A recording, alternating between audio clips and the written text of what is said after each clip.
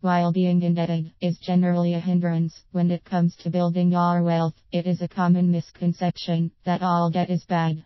Your debt can be split into good debt and bad debt. Good debt is debt that helps you generate income and helps you grow your wealth, while bad debt is debt that is a strain on your finances and prevents you from increasing your net worth. Good debt. Student loan. A good education can go a long way, especially when it comes to building your wealth. Investing in your future is a great way to spend money, so a student loan would be considering as good debt, as it will yield you a high return in the long run. As strenuous as student loans can seem on your net worth in your 20s, if you are not able to get a scholarship or have your parents fund your education, a student debt is a necessary investment. Real estate. Taking out a mortgage on a buy-to-let property is a great example of good debt. You find a property of good value in an area that you believe will see property prices rise and buy the property using debt to rent it out. That way you have a stream of income that pays off the property and perhaps even generates monthly cash income for you. Startup loan. Taking out a loan to start a new business would also be considered good debt.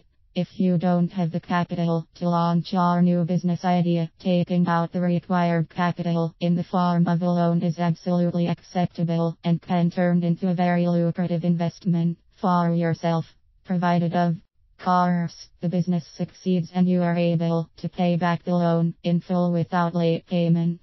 Bad debt. Consumer loans. The biggest and unfortunately most common form of bad debt are consumer loans.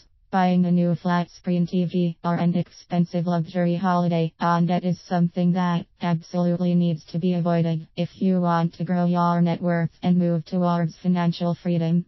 If you can't afford to pay for it in cash, then you cannot afford it. Cars. The same goes for buying a new car. Yes, if you need a car to fit the whole family, or your car broke down and you need one for your commute, then it is okay to buy a car. But avoid buying a new cars, as their value drops as soon as you leave the driveway of the car dealership. Making a smart second hard car buy that is good value is the way forward when it comes to buying a car. Real estate. I have put real estate in the good debt section above, however it should also be mentioned in the bad debt section.